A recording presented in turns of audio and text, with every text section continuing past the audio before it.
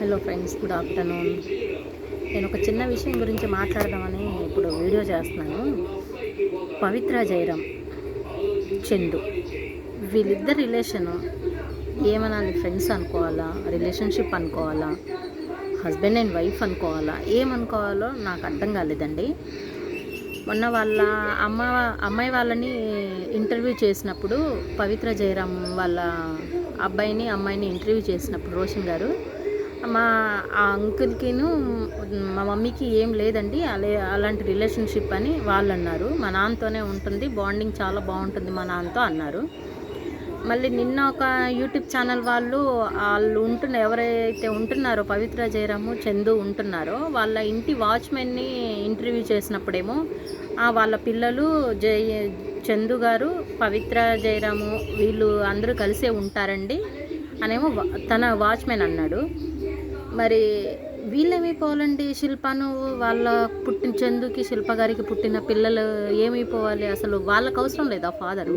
Only పవిత్ర జయరాం పిల్లలకి మాత్రమే father. అసలు వాళ్ళకి ఉన్నాడు, ఆల్రెడీ ఫాదర్ ఉన్నాడు, మంచి బాండింగ్ ఉందంటున్నారు.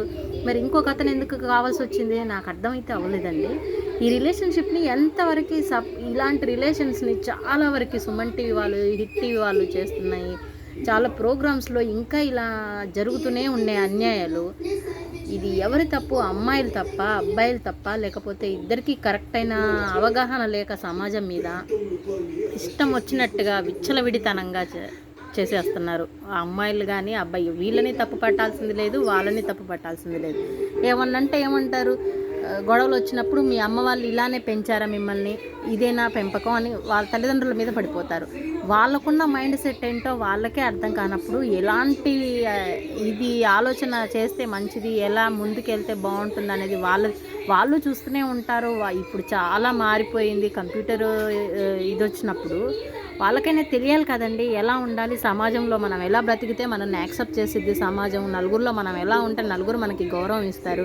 చాలా వీడియోలు అండి చాలా దరిద్రంగా ఉంటాయి. ఎలా ఉంటాయంటే కొంతమంది వ్యూస్ పెరగడానికి, కొంతమంది ఎలా చేస్తున్నారంటే ఇష్టం వచ్చినట్టుగా, అసలు ఇది కరెక్టా, ఇది కాదా, ఇది మనం చెయ్యొచ్చా, చేయకూడదా, అసలు ఏమీ లేదండి. ఎవరికి తోచింది, ఎవరికి నచ్చినట్టుగా వాళ్ళు నచ్చినట్టు బ్రతకాలి, కరెక్టే, తప్పులేదు. ఇప్పుడు ఎవరైనా అంతే, ఎవరి సెల్ఫ్ రిఫెస్ట్ వాళ్ళకే ఉంటుంది. అది కాదు, నచ్చినట్టు బ్రతకొచ్చు. కాకపోతే మనం బ్రతుకుతున్న బ్రతుకు కనీసం మన ఇంట్లో వాళ్ళకైనా నచ్చుతుందా లేదా? మీ మనసుని అడిగి చూడండి. మీ వరకు మీరు చేస్తుంది కరెక్ట్ అని మీ మనసు ఒప్పుకుంటే దాన్ని క్వశ్చన్ చేసేంత ఇది మనకైతే ఉండదు. మన మనసుకి మనం చేసింది కరెక్ట్ అనిపిస్తే ఖచ్చితంగా మనం ఎవ్వరికి ఆన్సర్ ఇవ్వాల్సిన అవసరం లేదు. ఇదే నేను చెప్పాలనుకున్నాను ఈరోజు.